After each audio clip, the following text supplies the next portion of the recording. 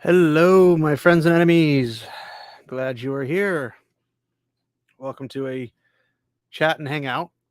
Um, Not particularly sure exactly how this is all going to go down since this is kind of random, but hey, always have fun. Um, I think the plan, I guess, so far is to have a couple topics pulled in, but I also just wanted to chat with you guys if anyone feels the urge to, I guess, if anybody wants to. I know a lot of other, probably more fun and more enjoyable streams are going on, so no fault if you prefer to hang out there instead. Feel free to just watch this later or don't ever watch it at all. It's up to you.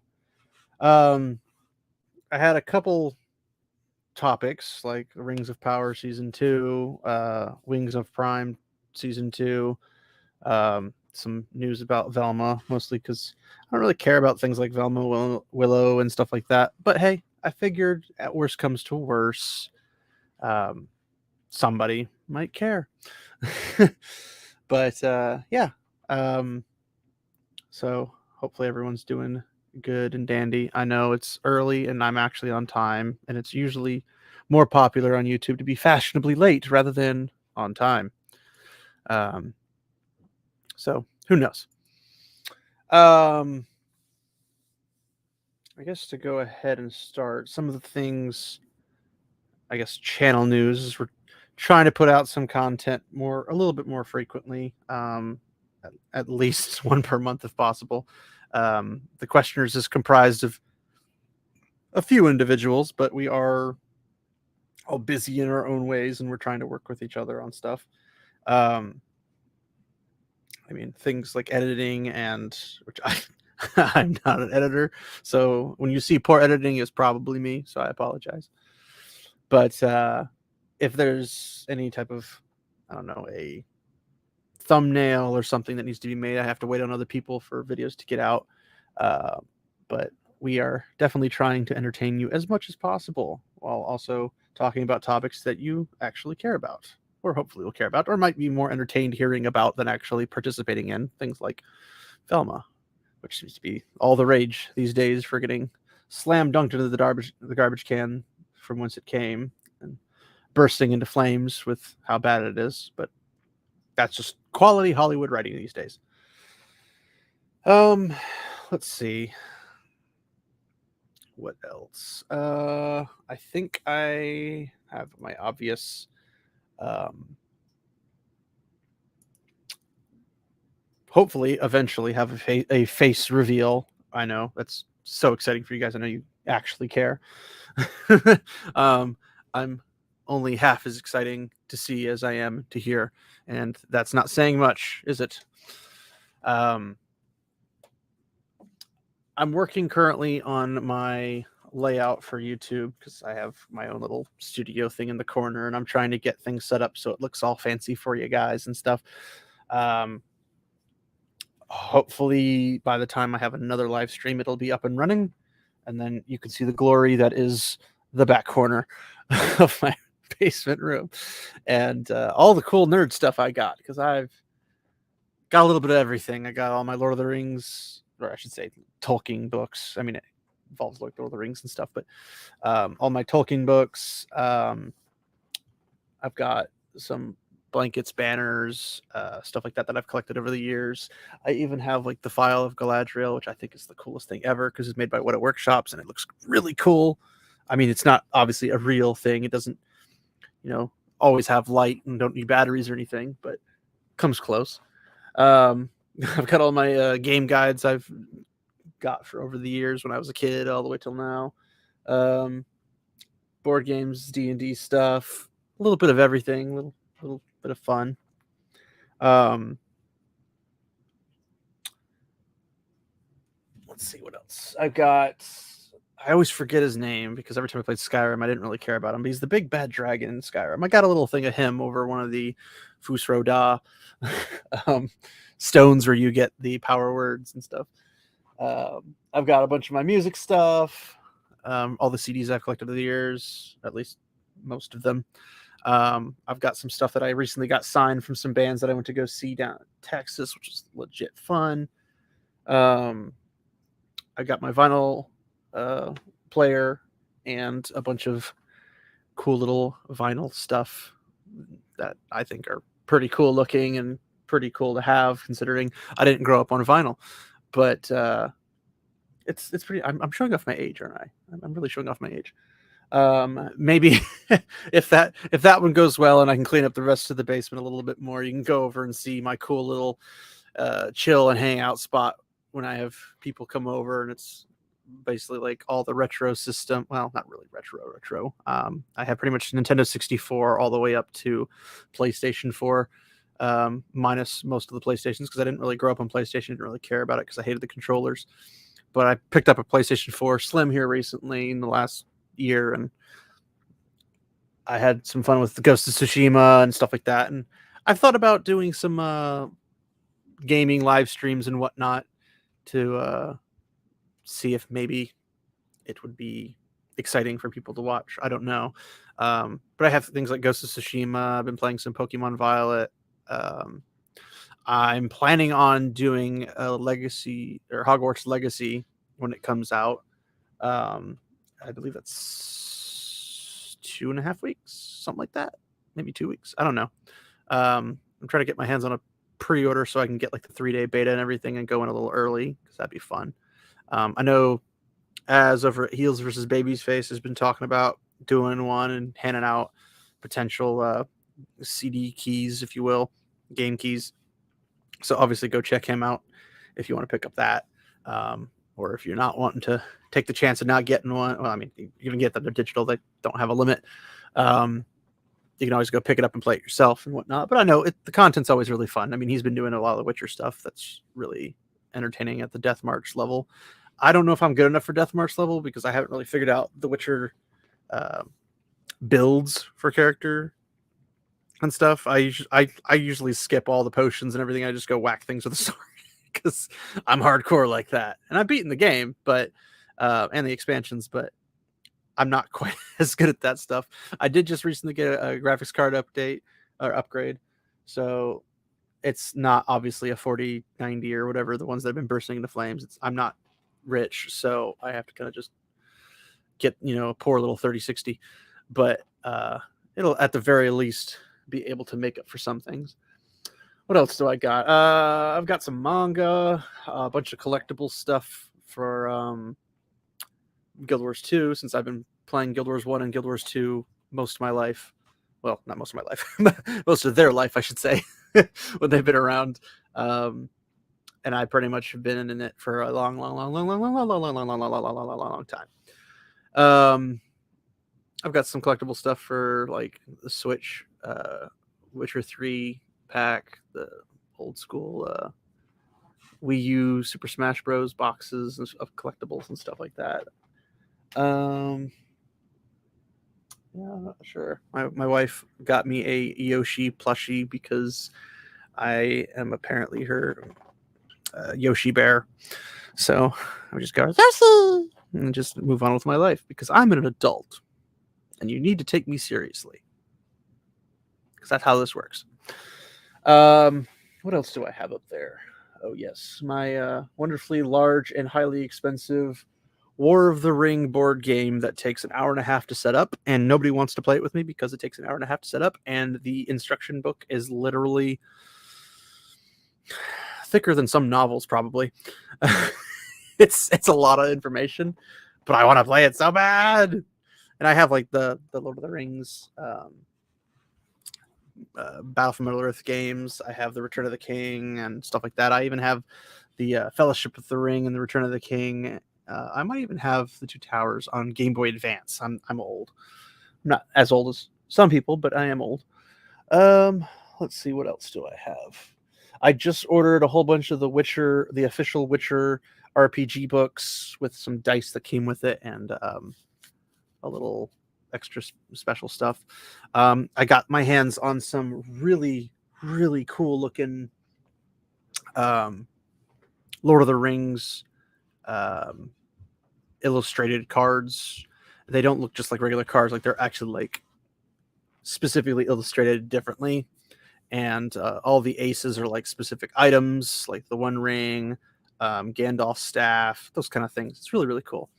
And then there's other things like the characters that are the royalty and whatnot, like the Jackson Up are characters from the stories and whatnot. And I love the artwork for them. I even got a whole sheet that I can roll out. I'm going to try to frame it or something, but I got to find a frame for it. So you might not see that for a little bit. I got some band banners that I'm going to hang out alongside my Lord of the Rings banners. I've got my Wheel of Time dice cup for crowns. Don't really get to play that with anybody because nobody knows how to play it, because I'm like the only massive Wheel of Time nerd I know. But yeah, there's a little bit of this, a little bit of that. Let's see. There's a little bit of everything. I never, ever fully understand how my mind works. It's amazing. I'm actually impressing myself. I also want to let you guys know, well, besides my recording gear, because I do some music stuff, but that's neither here nor there. So I have this delicious and expensive, and I'll let you know how expensive it is. You'll know because I'll say it, what it is, and you'll be like, oh my gosh, it's a lot of money. I'm literally drinking gold right now. It's Anderson Erickson's Quality You Can Taste Classic Eggnog.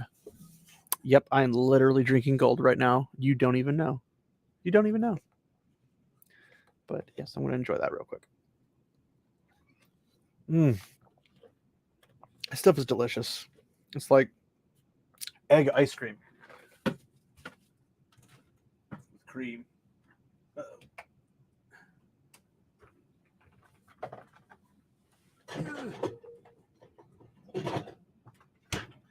My little mini fridge down here has to be holding it, so sorry about the noises and everything.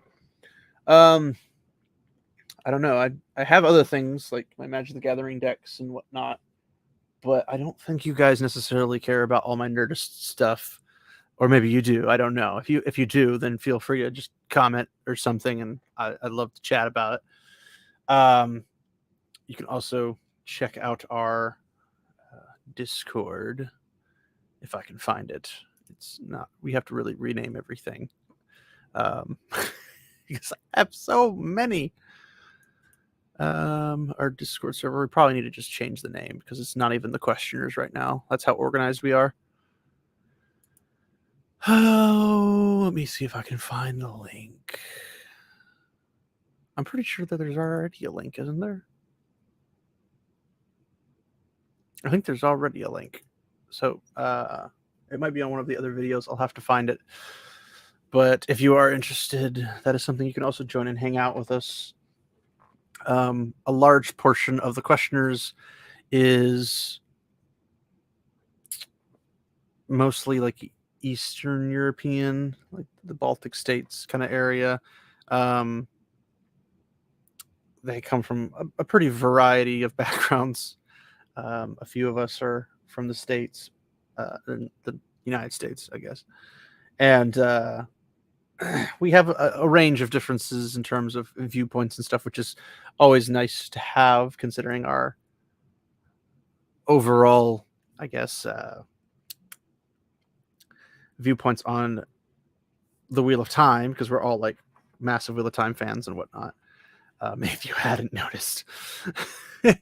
And it's interesting to hear like the different theories, and it's the same thing like when we sat down with White Cloaks, like Dane Bornhold or Pips, and hearing their views on specific theories.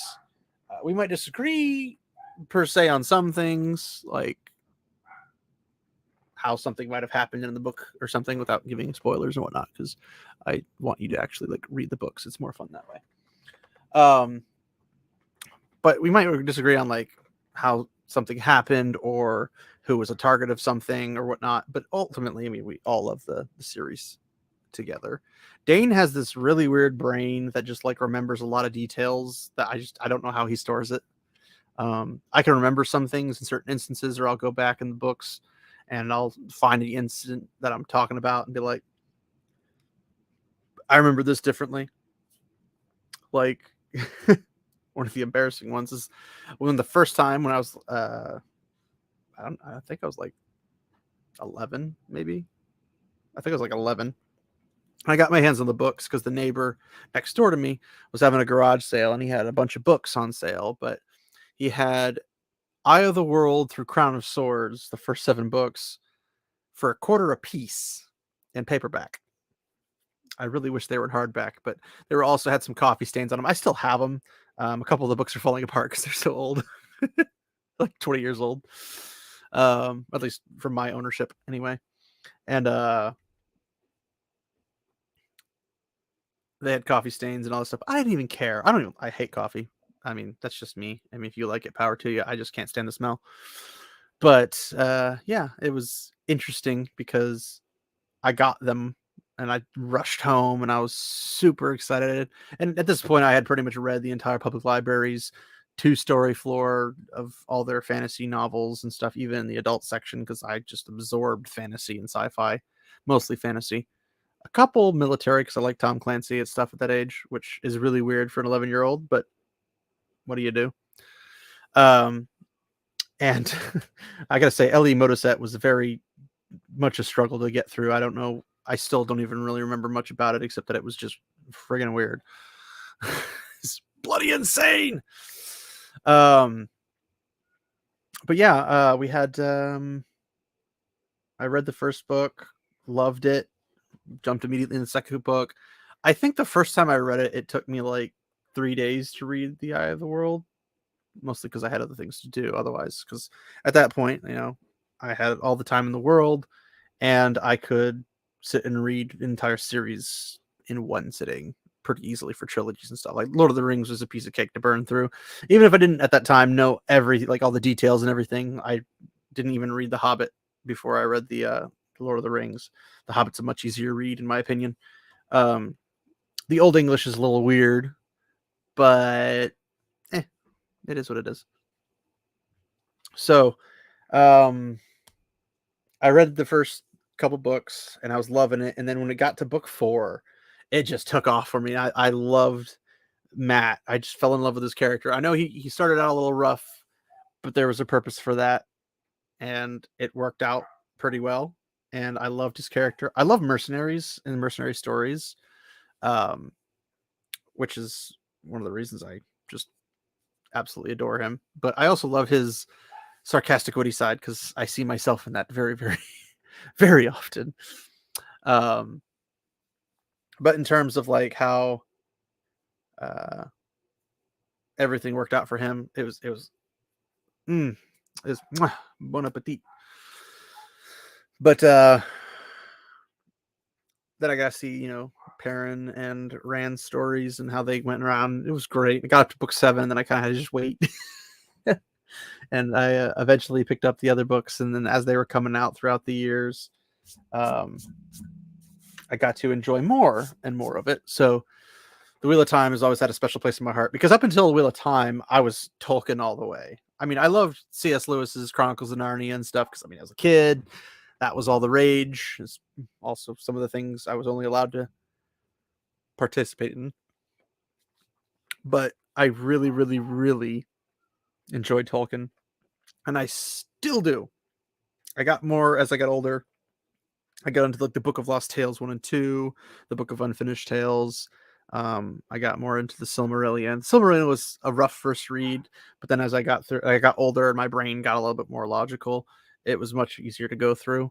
And then there's other podcasts and stuff I had found up to that point that are focused on Lord of the Rings, and they kind of helped me go through those kind of things, and I really enjoyed it.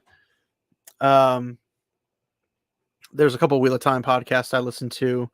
One of them I still listen to, pun intended, called Tales of a Red Arm. So if you guys want something that's very Wheel of Time book focused and book oriented, it doesn't talk about the show.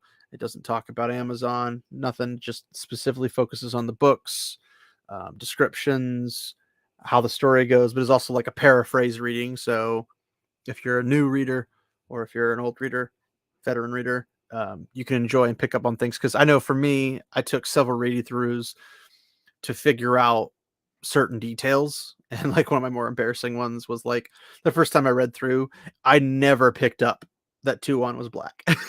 It just never came to my mind. I must have like sped read so fast that I just skipped the detail. But the second time I go through and I read it, I'm like, wait a minute. And I was fine with it. I didn't realize I missed it. And I was just like, how did I miss that? So that was interesting.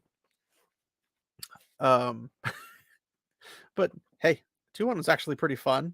She gets a little crazy later on in her stories with power, but all in all, I like her. That's for those of you who know who I'm talking about anyway. But there's so many things that are details and just like the way people dress. I never really understood the whole Kyrian soldiers powdering, like shaving their head and powdering it. I'm just trying to figure out, like, is this supposed to be like a British wig thing that the French did too and whatnot? Like, what's going on? But the cultural mixing of like the Kyrian soldiers wearing Khan on their back, basically the Japanese way of carrying their clan's emblem and stuff on their back. It's basically what the Kyrianen do. And I was like, this is actually kind of cool how it's all mixed together and whatnot. And I just kind of fell in love with the world because every town and every nation we went to was a new adventure, and it was exotic, and it was something you never saw before, but you could always guarantee that something interesting was going to happen. And it always did. So I really liked it. So if you are not familiar with Wheel of Time, highly recommend you check out the books and even the podcast Tales of Road Arm. I believe they're on book 3 or up to book 3. I'd have to go check. I think they're at like 130 episodes or something. How many? Yeah, it looks like they're at 130 episodes so far. And we're not talking short episodes either. So if you like long content, there you go. I think the short ones are like 20, 30 minutes, and the long ones are like 2 hours, depending on it, because it's just basically a reread of the story, but with leaving some of it out so you can read yourself, like the descriptions and all the visualizations of things that might not be necessarily important to the overall story, but are just nice for the scene at the time. And it's more of a paraphrasal, if you will. But they seem to have that kind of thing with it, so I've enjoyed it. It's been my kind of reread through as well, since I don't always have time to sit down and read a book, because I'm a busy person. But definitely worth the time. Tomorrow, the White Cloaks have tomorrow being Saturday, the 28th of January, 2023. The White Cloaks are hosting a chap that has done kind of a abridged version of the Wheel on Prime. And basically they took the whole first season and they like cut it down to like half the time and kind of like rearranged it or whatever to make a, I don't want to say, like, I don't really know how it is because I haven't got to watch it myself yet, but it's supposed to be an editing that basically turns the TV series into a more book accurate adaptation, if you will.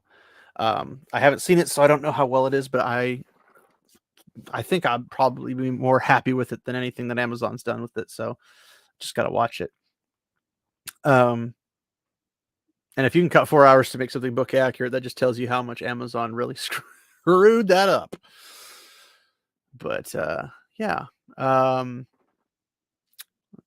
that's tomorrow. I believe they said it was like 9 Central Time or something like that. So I'm gonna be there. I don't know if I'll be in the room per se. They don't. I don't know what Pips and Dane and all Alex got going on in terms of who's going to be on live with them. I would assume probably Prophet and anybody else that's like Men of Manethrin or something. The big players in the room. But I will definitely be in the chat at the very least to cheer them on. So it'd be really cool if you guys would too. I don't know if I don't think they've posted anything or how they're planning on posting that, but I'm assuming it's just on their YouTube. Otherwise, I'd post a link into the chat. But until we get that, I don't know. Just check out the White Cloaks channel. It's pretty hard to find. Just type in White Cloaks, enter. There it is. Also, previous videos have it as well. But yeah, they're doing that tomorrow. Maybe I should go over some of these, I guess, articles, if you call them that. Sometimes I wonder. I guess I'll start with the least exciting and then work on my way back up to the actual exciting. So HBO Max's Velma. I know you're just as excited about it as I am. So let me pull her up. There we go. A little bit easier for you to see. So HBO Max's Velma is getting absolutely savaged in reviews and online by Paul Tassi. Paul Tassi. Definitely the reliable one. So, from Paul Tassi's point of view, Velma's apparently a bit of an odd experiment as a reimagining of Scooby-Doo in adult animation format, where the danger is real and jokes are more crass. I'm like, I don't see how on this planet this could be real danger. Unless they're just literally making stuff up that's not accurate to Scooby-Doo, but I guess what else is Hollywood good at these days? Jokes being crass, I mean, yeah, that's totally a Scooby-Doo thing, and whoever, thought this was a good idea clearly hates money. And also never wants to be credited in another Hollywood operation ever again. And Paul Tassi's like, well, it could have worked. Could it though? Could it though? I'm not seeing it as working out that much. And then we get like the first 2 episodes popping up, and apparently I think they're up to like what, 4? I think they just put the 4th one out this week or something. And it's just getting shredded by everyone. Night's Watch is demolishing it. Nerdrotic's demolishing it. Az is demolishing it. I think they're actually right now is Friday Night Tights. They're doing their little bit about it, and they're just getting absolutely trounced. I wish I could feel bad for them making this series, but I really don't. I'm really not sad at all. It's reviewing very poor, 50% from critics, which, to be fair, I don't think much of critics anyway, and 50% in my opinion is a little high. It should be closer to 10%, but I'm not expecting them to go that low because critics don't have any taste. And 9% average audience score. I think it's down to 6%, honestly. I think it's 6% right now. I don't know what the current is. I didn't bother looking it up, mostly because I just don't care enough. But hey, that's something. So it's like, well, this is hundreds of views. People review bombing the show because it casts more diverse, and that's the weird thing, right? Because it's not something, as Paul Tassi says, it's something that is upsetting both sides of the potential audience. I mean, there'll be the usual diversity recasting haters. I'm like, you didn't even try to do the actual like renditions of the characters, and then you intentionally made them horrible, which is funny because the following tweet we'll see in a second. The diverse casting or social messaging it sounds like it's making fun of it because it's just so bad. Mindy Kaling's not conservative at all, but some people that are on the left-leaning side are like, "Oh, Mindy Kaling's doing a conservative project to make us leftists look bad," and it's like, uh, I don't think she was intending to do that, considering she's the furthest thing from a conservative that I am aware of. But she's made apparently past things she said, tweeted, or whatever. And J.K. Rowling's tweets of her personal views. Oh no, J.K. Rowling, the person that disagrees with us on one thing and agrees with us on 100 million things, other things, the true enemy of the left. You can't win with them. So the bad writing takes. Velma is extremely not good. It sounds like a right-wing YouTuber's clumsy understanding of what a diverse show is. Which, given that it's a showrunner is Mindy Kaling, who's faced criticism for transphobia and once described herself as way conservative, kind of makes sense. In no sense, like if she's saying that sheer humorous, and is obviously not. Yeah, it's obviously not true. The humor is not connecting for any particular audience. We're finding that anyone who watches it, it's basically not a Scooby-Doo thing, since Scooby-Doo was always successful as a kid's cartoon with live-action movies, or had some live-action movies, which, honestly, I didn't really care the live actions too much. They weren't that horrible, but they weren't that great. But they look a million times better than anything that's been made so far in this regard. But like, well, this is what has Daphne and Velma share a kiss. And, its potential liberal audience is writing it off because of how antagonistic it feels. Well, you're doing something that's very much designed, like, it's designed to tick off one side of the aisle. Like, it's a bloody mess, regardless how you look at it, pun intended. And if you're trying to lean to the left or if you're trying to lean to the right, either way, you're cooking the goose a little too much, and all you got is like blackened cinders. But either way, it could have gone way better, and it got to, I think, a 13 audience score is what they said, but it just dropped a little bit harder. I'm pretty sure it's down to like 6 right now. But they're saying like, oh, this is politically motivated. People are review bombing. In this case, review bombing is one of two things. You're either review bombing in favor of it or you're review bombing in opposition to it.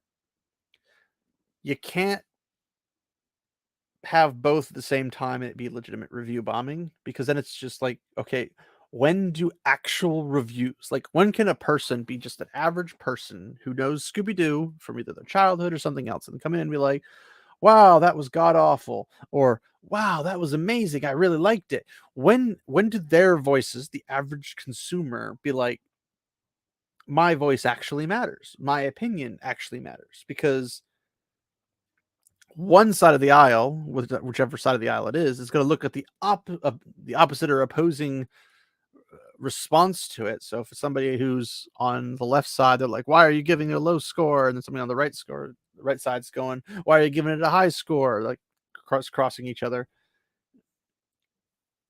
It doesn't make sense either way, like no matter how you look at it, because specifically review bombing is not really a thing if you think about it in particular aspects, because it can't be.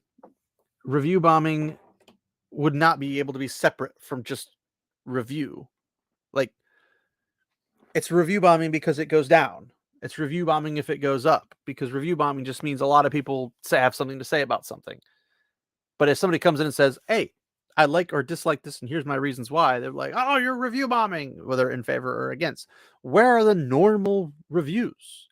If something is truly bad, if it is truly horrific, then clearly they have to be able to say what it's accurate. Like, if it's horrible and they're like, I give it a 1 or I give it a 2, you can't be like, that's review bombing. No, it's an honest thing. Like, it's literally that bad. I mean, there's a reason it's 6%, because no one wants to even try to defend this show. So then they got some updates, which I don't necessarily care. No matter how you look at it, 3,000 reviews in, 7% audience score on Rotten Tomatoes. Velma has a 0.4 of 10 on Metacritic. Velma has a 1.4 of 5 on Google. 9,000 votes in. Velma has a 1.7 of 10 on IMDb, which I think is funny because it actually went lower than the Dragon Ball Evolution, which is really funny, honestly. Just because if anyone's familiar with Dragon Ball Z or Dragon Ball Super or anything like that, Dragon Ball Evolution live action remake of it was god awful no matter how you look at it. Like, you could smell the fish guts. It's great. But yeah, there's not very much going. it's, it's just not a whole lot going for this, and I mean the fact that she like deliberately race swapped everybody is like, I mean, while I think it's an important thing for adaptations because you're changing the content from the original, so then people have a hard time realigning themselves with it if it was something they cared about when they were younger. But even that is not even like the deep part. Like, the writing is just atrocious. The jokes completely miss, mostly because the jokes aren't even really jokes. They're just poor taste. So, I mean, I don't know. It's Baltassi, guys. I, I don't know how much to say about him that's positive or negative because I'd rather just not talk about him. But yeah, that's a definitely something that's existing. Now, as for the secondary news, because I don't want to probably do the stream super crazy long, but we have this wonderful article. If I can get it to pull up, because I'm special.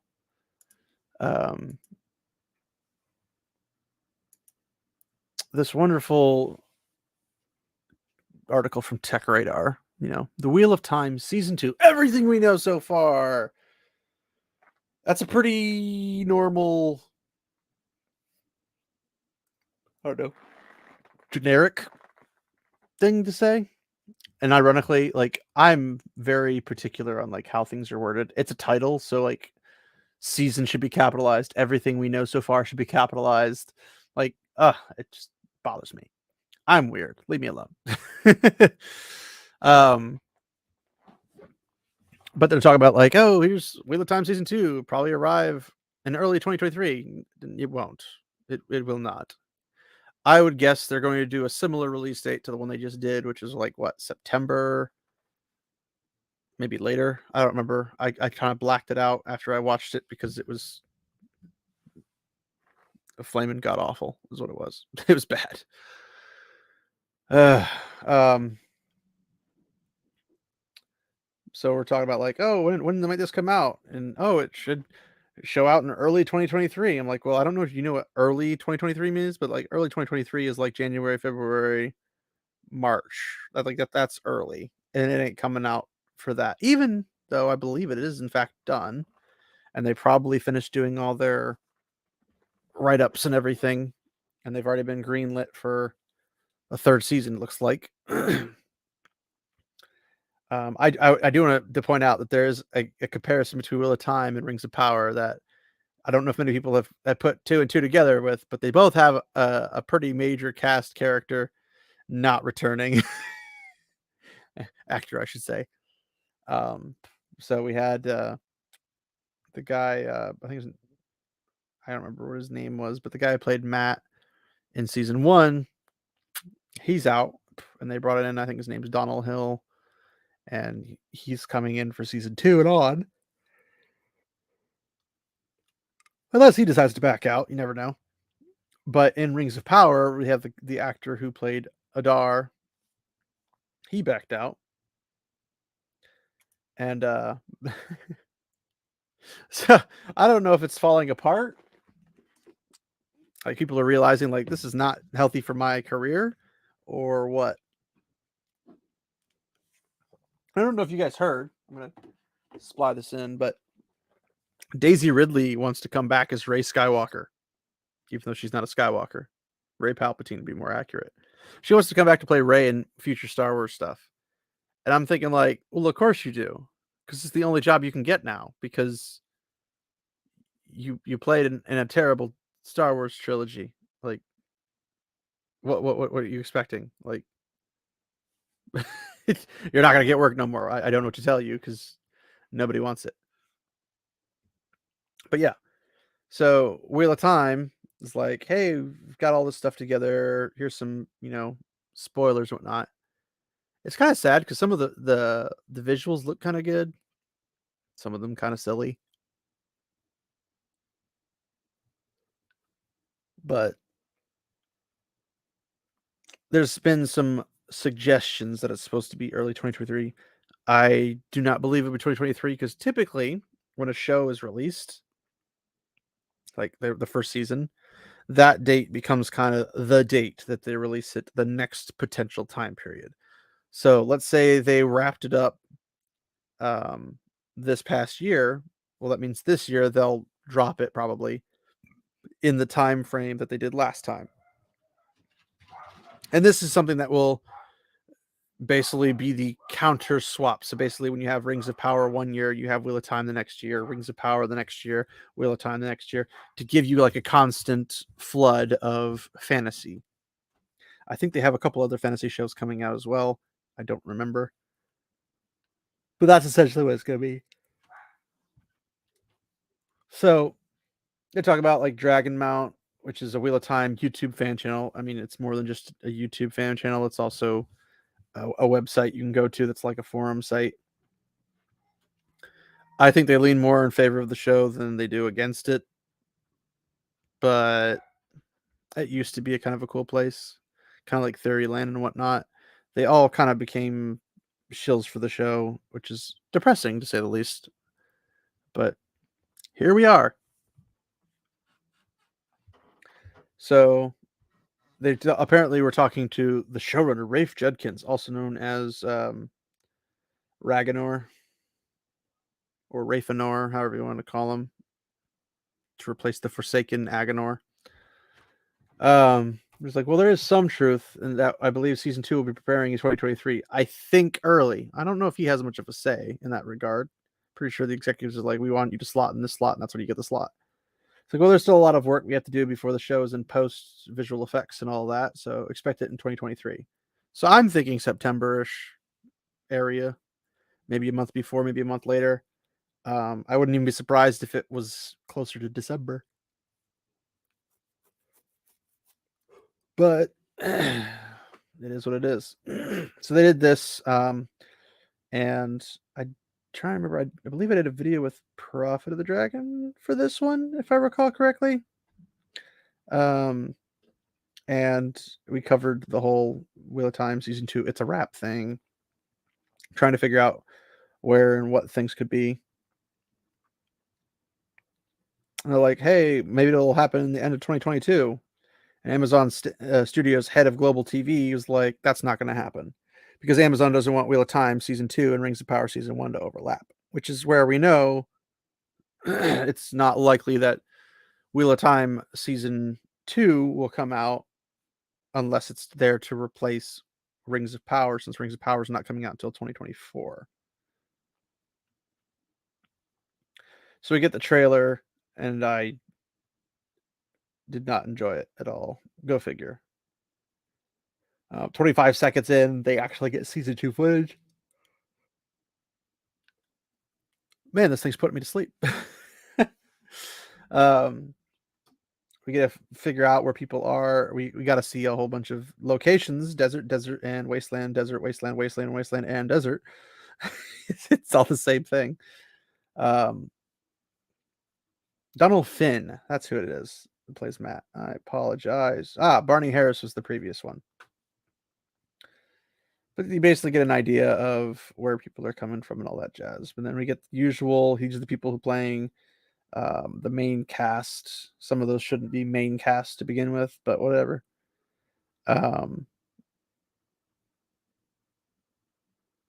We don't know why Barney Harris did not continue on. There's potential of why it might not be, but the fact that it is just it isn't. So, um, we get the usual suspects and whatnot. I don't particularly care about these characters because I can't care about the actors or the characters. Um, the guy Alexandre Willaume, who played Tom Maryland in season 1, said he won't be back in season 2, which means they're either canning him for the entire series completely, or they'll bring him back a later season. I wouldn't be surprised if they got rid of him for the entire series, but because bards are kind of the thing in fantasy shows right now. I mean, look at um, Dandelion from Witcher. I refuse to call him Haskier because his name's Dandelion, but or I guess he goes by Dandelion. Um, there's that, and we kind of have a bard-ish kind of viewpoint in Rings of Power, but not really like a direct bard. But it feels like a bard's telling the story, and a very bad at their job bard.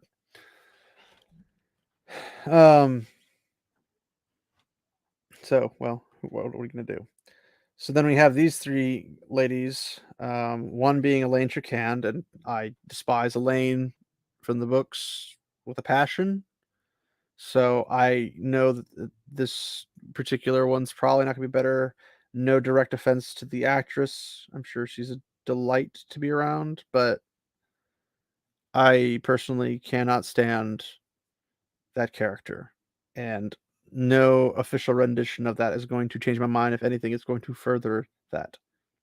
Now, figuring out who Natasha O'Keefe or Mira Sayal is, who knows? Like, there's no this character fits this description. This character does this. This character does that because they've just abandoned all sense of reason for just madness to make these casts work. So I have no idea who they could possibly be, but they're probably not like super crazy important. Um, Okay, here's a problem. In the novels, Elaine is not only Queen of Andor and Kyrie, but she's also one of the most powerful Aes Sedai, so expect her to play a major role. It, except she's not in the early stuff, and she doesn't rule both of those nations. She doesn't even rule one of them because she's not the queen. And she's powerful, but she's not an Aes Sedai until much later in the series. So it's like, do you guys intentionally just ignore the series or something? Like, I don't know. It's just stupid. Um, the two most Natasha O'Keefe and Mira Sayal is two of the most important characters. Well, I doubt that because they're not either Rand, Matt, or Perrin. Those are the most important characters. Everybody else is an unimportant character. They're not required. Moraine is not even that of an important of a character because she only has a part to play for so much of the series. So I don't understand. I mean, I understand why it's difficult for them to comprehend this, but whatever. Um, Here's other rumors and announcements and stuff. I don't particularly care. I don't know who Magdalena is. I know who Elsa is. I know who Bale Dorman. It's Bale Doman. My old aged grandmother. Can't even spell a name right. We get High Lord Turok, which means we're getting Falma, and an unnamed Suldam. Well, there's a couple named Suldams it could be, but which one it's going to be, that's a different thing.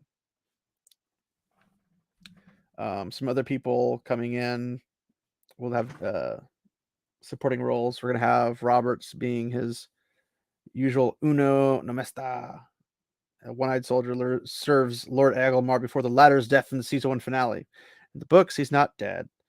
Another guy plays Masima, also one of Agelmar's former charges. We have Ingtar Shinoa, which Who even knows how that's going to happen? Now, look at this. He's described as a warrior from war-torn lands. Are they going to like take Ingtar and not even have him be like a lord that serves under Agomar? Like Ingtar of House Shinawa is Shinaran. Why are you saying a war-torn lands? It's not war-torn. War-torn is like civil war. That'd be like Arad Daman or Terabon when they go into civil war modes. I think it's more Terabon, but that doesn't even describe the border. Like the Borderlands aren't war torn; they just have constant war because they're the Borderlands and they're fighting the Shadow all the time. Like those are two different things entirely. We get an Aes Sedai named Celestine, which don't even know who that is because it's not an original Aes Sedai. Apparently, a couple other people were hired, and we don't know who or why or what. Somebody's going to be a city guard who crosses paths with Rand. Oh no.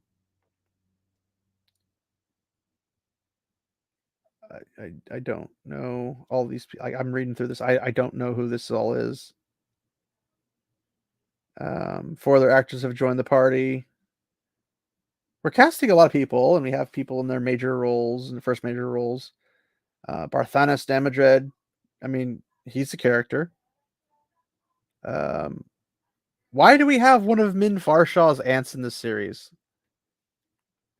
Like that makes no sense whatsoever. The season 2 is going to deal with the theme of loneliness. I felt alone the first time I watched season 1, I'll have you know, and I'm very proud of that loneliness because none of this is real. Not at all.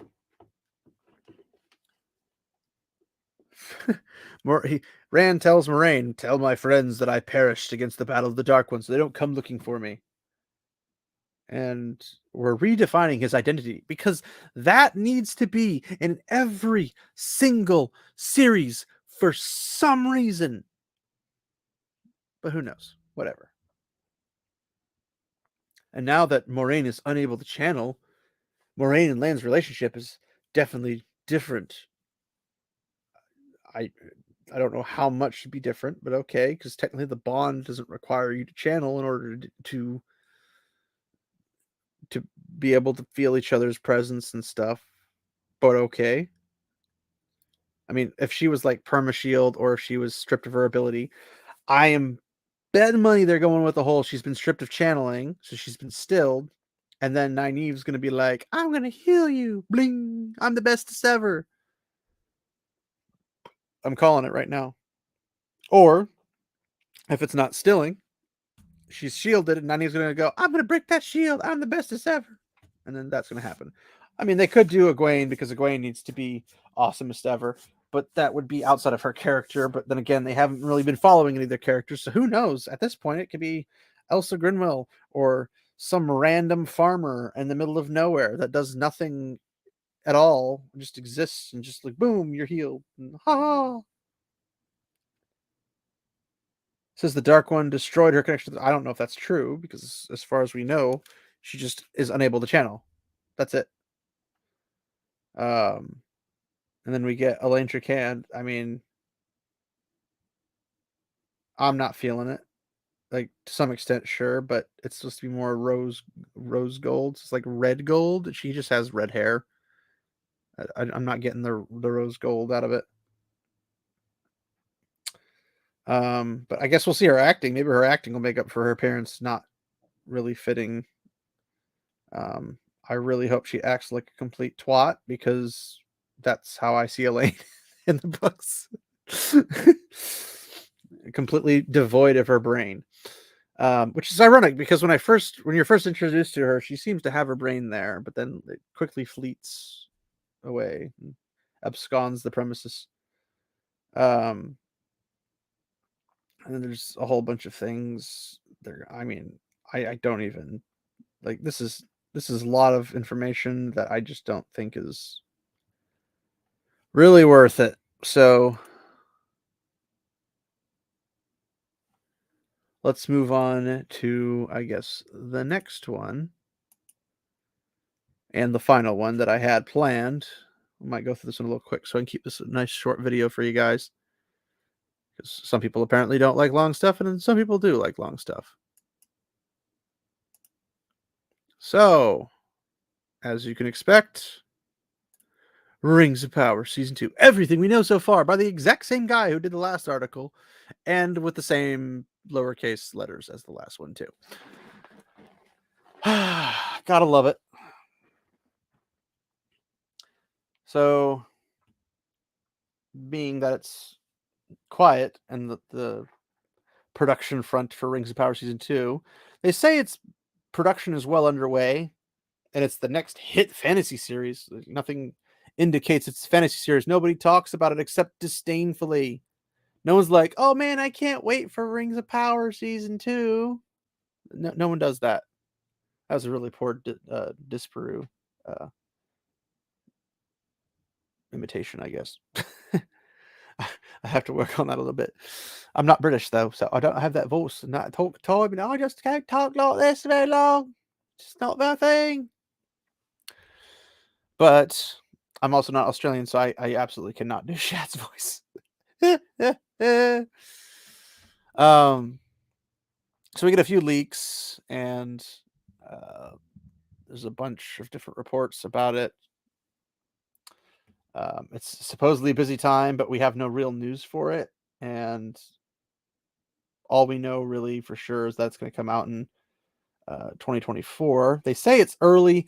I don't believe, or no, they don't say it's early 24. I was like, I don't believe it's early because of how companies do the thing. It's the same thing with like videos, and I wish I was this consistent.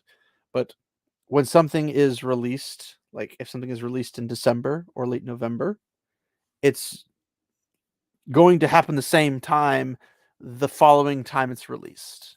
You don't do like a release in November, December, and then do a release in July and August, and then do a release in February, March. You don't do that. You always do it at the same time. So people expect it to be there, and they know that they're going to be watching it at that time frame. That's how you keep people aware of something long enough to come back for it again. I don't think people are going to be that excited about it because the first season didn't do that good. So more people are probably going to stop watching it, the actual show, and watch the reviews because those are where the actual humor and interest and entertainment comes from.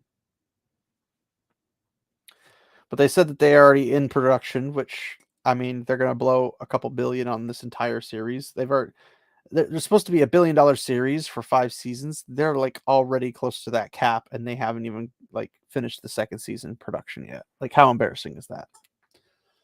And then Amazon stuff coming or doing other high fantasy expensive. It's not that expensive considering what they did. They spent a lot of money on the showrunners having vacations, a lot less on the production quality, let alone the high quality acting, and even the amount of people acting. Like, at least in Rings of Power, they paid some extras to come in, albeit very pathetically amount of them and horribly designed gear and everything.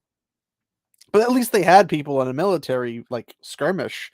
And in real of time, we got like 20 people attacking, and that's an army. I'm like, it's not an army, that's a retinue. Like, that's me and my homies going out to the store and be like, yeah, we're gonna go beat up these dudes on the other side that like Rings of Power. Or like the Wheel of Prime. Like, we're gonna get into a fisticuffs fight, and we're gonna record it and post it and call it a great battle between armies clashing. Tens of thousands of lives were lost. It's gonna be ridiculous. So they want to get season 2 out in the world as soon as we can. Yeah, Jennifer Saki, because you suck at everything you do. You do nothing good. You are the literal peak of horrific and, I guess, tragic management of anything. Like, you are a terrible person and you need to go. But go figure, Bezos isn't that smart. The intelligence level literally caps out at, maybe I shouldn't have these people who do a horrible job at things be in charge of series I have, but whatever. But we have a making of Rings of Power documentary that has season 1 stuff that is you can stream now, which I've seen the streams and I wish I hadn't. I couldn't even cover them on the channel because that was so bad. But here's who we got coming back for season 2. Halbrand is going to be Sauron. Yay. Lenny Henry, Sadok Burrows, and the Mystics won't be back. I'm assuming the Mystics are the female Nazgul butterfly people. Sadok died in episode 8 after he was fatally injured in a battle between the Stranger, the Harfoots, and the Mystics. The latter being destroyed by the Stranger during the same fight. That's not how that works, which shows you don't know anything about Tolkien. But okay. I mean, it's not Tolkien, let's be clear about that. But if it's supposed to be Nazgul-like characters, they're going to be unkillable. Like, that should be the most thing. Like, the better way to write this would have been the latter seemingly destroyed by the Stranger during the same fight. That would make more sense. That would be more accurate. Because it appears that they're destroyed. But saying that they are destroyed like it's a fact when you literally don't know that, because they made such a hubbub in season 1 about making Feminem the arch nemesis of the Stranger or some big bad or something. Like, that was their big thing. And it's like, okay, well, it is. They're not going to make that big of a deal of it, and you're like, never mind, and then just kick them out. That's not how it's going to work. A bunch of people no one knows or really cares about is going to come back, I guess. I don't even know who these are. I know King Durin guy, Peter Mullen. I don't know who Waldreg is. I don't know who Valendil is. Vilma, Malva. I'm struggling on figuring who these people are. I think Vilma and Malva are Harfoots or something. I just call the Harfoots murder hobos because they're literally hobos and they murder people. So, I mean, murder hobos. Why not? Joseph Mawle. I actually like Joseph Mawle as an actor. I thought his rendition of Adar, even though Adar is not a character that I know of that existing in the Tolkien framework, it's a completely new character. I think he was the more serious actors of it. I liked his rendition of it. I mean, obviously, some instances the lines were kind of cringe or didn't make sense or whatever, but it is what it is. So one guy leaves, 8 more join. Sounds about accurate. I do find it funny that they got in the VES awards. I don't even know what that is, so it can't be that important. But they're like, I guess it's the Visual Effects Society Awards. Never even heard of that. But the fact that they got 7 nominations, including Outstanding Visual Effects and Photoreal Episode, Outstanding Created Environment in an Episode, literally not that great. Like, they had a couple good landscape shots, but the rest of it just looks so fake. It doesn't look realistic. So Photoreal Episode, it's just not. No, just no. Círdan the Shipwright's supposed to show up, but we know that's not going to be accurate because nothing else has been accurate. Celebrimbor's not been accurate. We don't have Celeborn. It's a whole lot of nothings. He had Narya, the Ring of Power, before passing it on to Gandalf. Benjamin Walker, who is High King Gil-galad, that Círdan will have an important influence on his character. I'm like, well, that's because Círdan's the guy you listen to because he's a lot wiser than the other elves. But they're not going to probably portray him that way in this series. So I wouldn't get too attached to him. Galadriel mentioned Celeborn, the elf she's wedded to, and she presumes he's dead, but Tolkien fans know he's still alive. Well, we also know Isildur's alive, but you're trying to like sell us that he's not, but whatever. JD Payne and Patrick McKay are refusing to confirm that Celeborn's going to appear. But they're like, well, we know that there are 2 of them together doing, in terms of progeny, that they will issue, realms they will found, all kinds of things. So it'd be very hard to believe that she would never see him again. But let's see. Well, they'd never been apart. Like, you're saying that, oh, well, they have progeny, they have kids, they have realms that they're going to found and other things. I'm like, well, that's if you're following the story. But if you're following the story, they were together. Celeborn went where she went. She didn't do any battle stuff. She didn't go on a boat to Valinor. She didn't do this. She didn't do that. A whole lot of things she didn't do. And it wouldn't be much of a shocking thing to find this out if you were paying attention to the books at all. But one thing you can count on, people not paying attention to the actual series. But what else we got? The guy who plays Celebrimbor, Charles Edwards, wants to see a deep cut dwarf character make their live action debut. I don't know what that means. The OneRing.net, who is a terrible, terrible, terrible wannabe former fan site, I guess.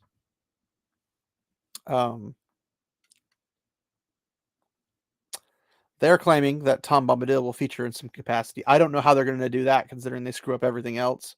And Tom Bombadil doesn't play a role until Frodo and company pass out of the Shire and are heading for the Prancing Pony. And in between is where they get found by Tom Bombadil. Like, Tom Bombadil has no role. Like, how is this a thing? Like, I don't know what they're like. They're just going to start using. Are they going to bring Treebeard into this?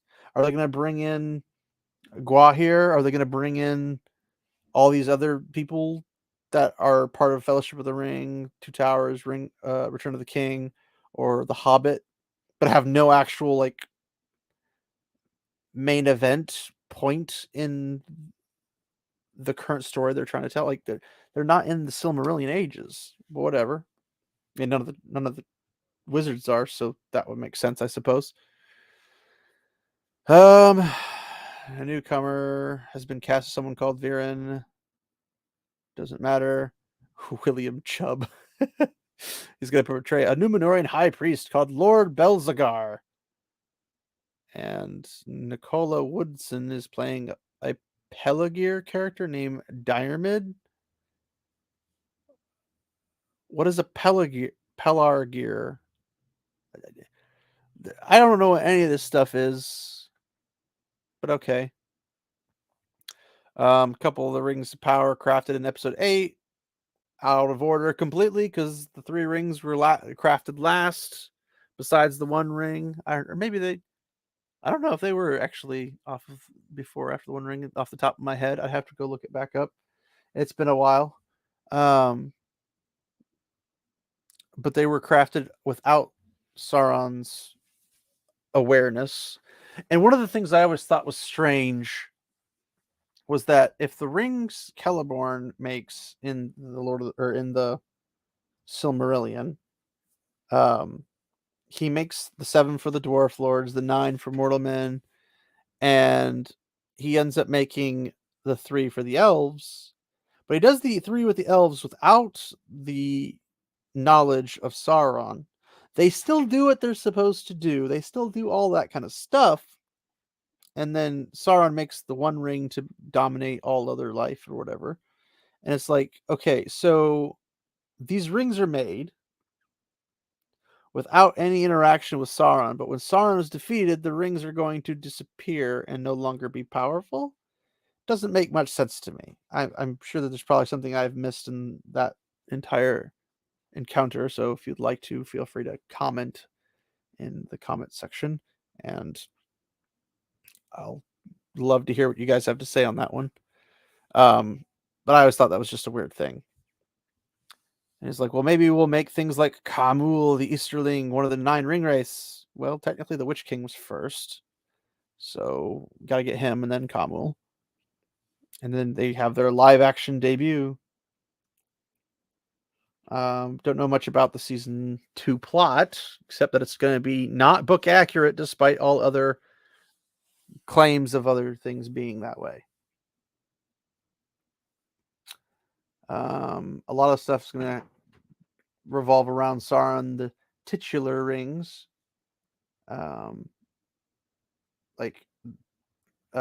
Vickers didn't even know he was playing Sauron until like the 3rd episode. But he's probably going to become a main player. how they're going to portray him when he literally has to set up an entire Dark Lord kingdom. Not really sure. I'm pretty sure the people of whatever the herbalist's name is, she's not even memorable for me to remember her name, but the herbalist, her son Theo, the Guido, whatever, I don't know, I'm just rhyming at this point. Their people leave those lands and go, I guess, to a Numenorian colony or something. Maybe they'll bring them all back to Numenor, where they can just not live forever since they're not Numenorian, and they'll just die before everyone else. I don't know what's going on. They'll probably leave them in a colony, is my guess. And then the colonies will be under attack by Sauron for some reason or the other. Vickers wants to be exploring the frosty relationship between himself as Sauron and Galadriel, because we need more non-Tolkien stuff in our content. These characters have a long history. No, they don't. So I'd be keen to explore that further and even build on it. How about we don't and say we didn't? I don't know why, but her chin freaks me out. What if Sauron potentially meets Galadriel again? How about no? They're going to do it, but how about no? They have a close bond before Halbrand reveals his true identity. I don't know why they would have a close bond considering how the elves form relationships. Like, let's say, hypothetically, Galadriel's right and Celeborn died, right? He's dead. She would just wait for him to come out of the halls of Mondus, come back across the ocean again, and then they'd be reunited again. Literally Glorfindel's entire story, people. Like, that's just, you're like married soul to soul. You don't just be like, well, my husband's dead, I guess I can just go have other guys. It's not like, literally the only recorded divorce amongst elves was because the lady died giving birth to her son, despised the relationship so much that she refused to be reborn because she didn't want to have anything to do with the guy. Like, the guy couldn't get married, so asked to basically have somebody talk to her and convince her to basically break up with him from beyond the grave.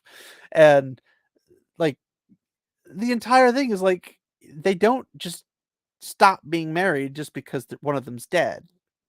It rotates their lives back out like a recycle machine. They come back out, they're together again. So it's not like, oh, I'll never see him again. No, you'll see him in about 1,000 years. Whoop-de-doo. Like, you live for forever, so not that big of a deal, right? The entire thing is just silly.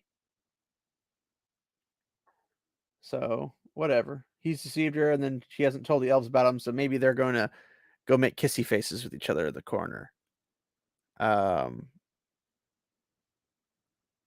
Just more and more stuff. Those rings are horrendous. I did a review of each of the episodes to my dismay, and those rings are terrible. My best friend is a jeweler. His father is a jeweler. And I showed him those, and I'm pretty sure I quoted him in that video at that point in time. That is ugly and atrocious and looks cheap.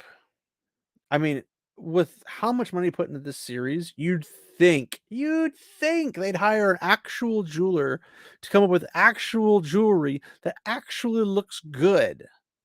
They look so disgusting. It's just, I don't even know. And they don't even have the stones cut. Like, they're just there. They're just blobs they shove on it. I'm like, are you saying that there are no elven jewelers that can craft or cut any type of gem, whether it be a diamond or otherwise, that can work? Like, really? It's silly. And the fact that they're created the 3 elves first, which is weird because they're supposed to be the last of the non-One Rings.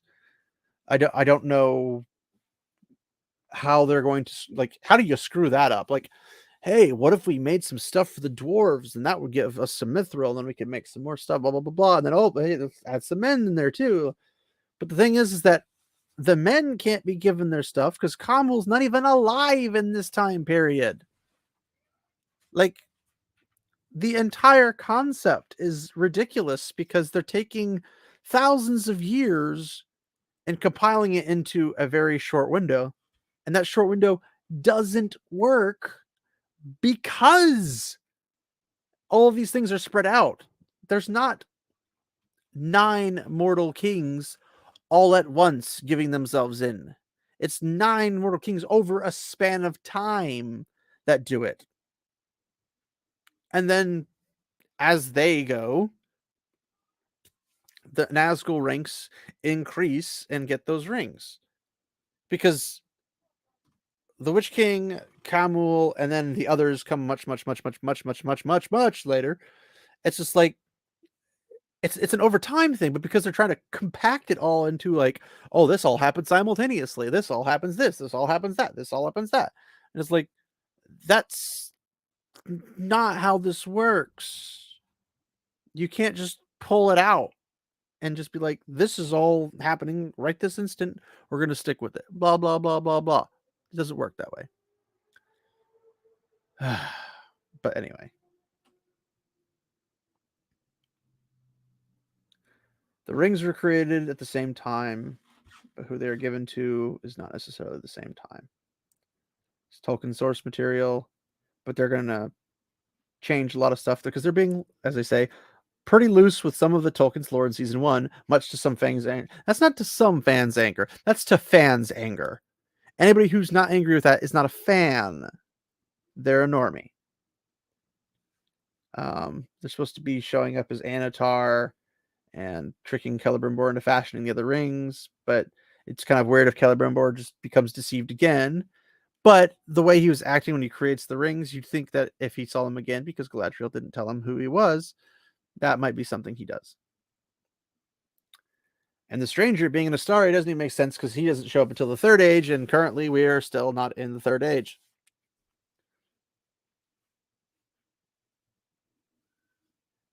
Nobody knew that the stranger was a wizard. Everyone, he's a meteor flying dude that crashes on the ground. What else could he be? He can puff in a whole bunch of fire and puff it right back out. He can make fireflies go and die, or make them form things for him. How do you not know that he's a wizard? You're a wizard, heavy. But they're apparently the stranger and Nori are heading off to run in Middle Earth's far eastern regions to find out what his name is, more about his past, how to channel his powers property. Will they run into Kamul or the 2 blue wizards, providing the stranger isn't one of the duo?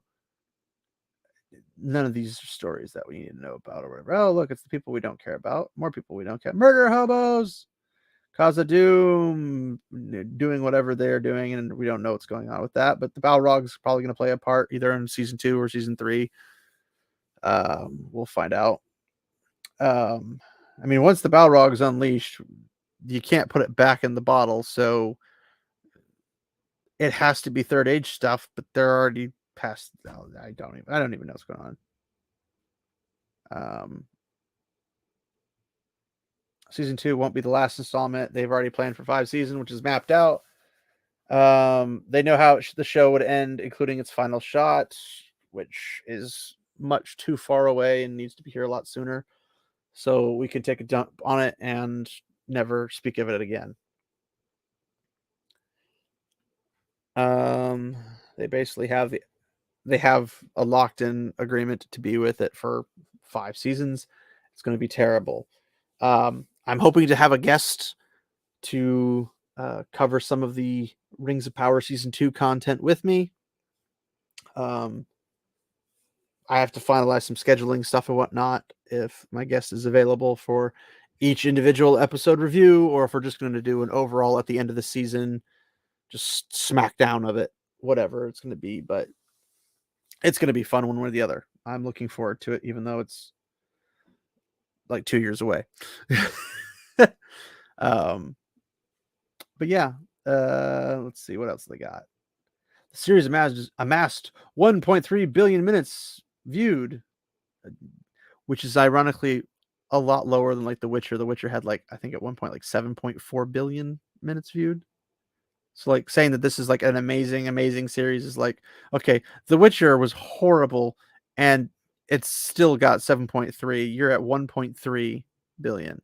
Not 7.3 billion, 1.3 billion. It's like 1/7 the viewings. And everybody watched the first videos because everyone's curious to see if they're going to be anywhere remotely accurate to the series or even be any good despite being accurate or not. Because you could be accurate to the series and have a terribly made show, or not accurate to the series and have a terribly made show. It's very, very possible. But standing on its own outside of being a Lord of the Rings wannabe, aka a Tolkien story, it doesn't really have anything going for it because it's not good acting. It's not good writing. The shots are pretty poor in most situations. There's a couple landscape shots that are nice, which they heavily rely on, and you notice it because it's like every other thing. Um, it's kind of a mess. So I don't know how they think they're going to get through this, but it's not going to end well. But either way, um, hopefully will not go completely insane. I mean, let's be honest, we're all going to go insane, but there's nothing good about this in any shape or form. So meh. It's meh. It's meh, guys. It's meh. Blood and ashes. My eyes are going to burn out of their sockets because flaming series are stupid. Aish. Well, anyway, I'll probably kick off. I don't know how to really do all this stuff, but hopefully, we will have some more videos coming out. Finding content is the struggle, mostly because I don't have all the time in the world to basically make stuff, and there's very few things I care about enough that's coming out that I would actually want to cover. And I don't know. I didn't know anything about Willow. I never watched Willow growing up, and from all things I've heard from watching Night's Watch and Nerdrotic and stuff, the new Willow is horrible in every way. And it looks really, really, really, really, really, really cheap and really cheesy and super checkboxy. Um, I I don't care about Velma to review that. I would probably set myself on fire. Add to the dumpster fire it is already. Let's see. I don't think anything else is particularly coming out. I mean, I like Reacher. I don't know when the next season's coming out. I like Terminalist. Don't know if that's coming out with another season or not, or if it does when it comes out. I am looking forward, even though it's not going to come out probably for a couple of years. I am looking forward to Henry Cavill's Warhammer 40K. I know nothing about Warhammer 40K, but I think it'll be really cool to see something, I guess, as a even if I'm not familiar with the series, at least I'll see something faithful to it. And Henry Cavill is an excellent actor, and I'd say it's probably the most highly sought after actor. Wow, I cannot talk. Um, Currently in Hollywood. So I would probably say that anything he makes is probably gonna be good, mostly because he's a true fan. He's gonna have control of the series, and it's gonna get done right. And I know it's gonna be good, high quality stuff, and I'm stoked for it. So here's to hoping that comes out moderately soon. And then we also have the War of the Rohirrim coming out in 2024, and hopefully that crushes Rings of Power season 2. I believe it's supposed to come in like April of 2024, if I recall correctly. And it's going to be like an animation style. It's a Japanese anime studios doing it, but I don't know if they're doing it in the same style as Japanese anime or if they're doing it more of illustration style. It'll be interesting to see nonetheless, but I am looking forward to it. I'd imagine it's probably gonna be closer to the ideal situation of, like, the Vinland Saga, if anybody's ever watched that anime about, like, Vikings and stuff. Um, it's manga or not manga, it's anime, Japanese animation, but it has a very European appearance to it. So that's probably how they're gonna do the War of the Rohirrim, my guess. But some of the illustrations I've seen for it look freaking amazing, and they're using a lot of people who worked on the Peter Jackson films. So here's to hoping. Um, and yeah, things coming up here in a couple, like a week and a half or whatever, whenever Hogwarts Legacy comes out. I'm planning on doing some live streams of that. Anything else wise that is coming out, or I might play something old school, like Age of Empires 2 uh definitive edition. I love the campaigns on that. So I might play a couple of those if you guys want to pop in for those or something and just chat. Um I'm not like amazing at everything I do, unfortunately. I wish I was, but I have a video game background, so I do know video games. I'm not super crazy amazing as much as I wish I was. But hopefully it's at the bare minimum entertaining. Um so keep an eye out for that type of stuff. If anybody has like a request, like they want to see a particular type of game or something, you can feel free to comment in the chat or something, and we'll take a look at it, a gander.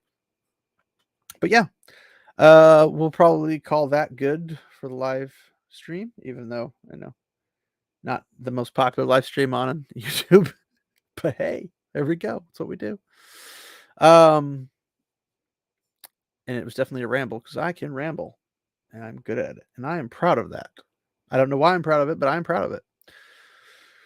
So, yeah, big things. Hopefully, we'll do maybe a face reveal slash studio reveal, and you can see my cool little nerdism going on, and that coming up here soon. It's gonna look goofy because I am not super rich to make a whole cool background and everything and all that jazz. Um, but yeah, that'll be coming up, and hopefully we'll keep an eye on any news coming in to see if there's something worth making a video off of. So hopefully that'll all work out. So thanks everybody for watching, and remember to walk in the light, my friends.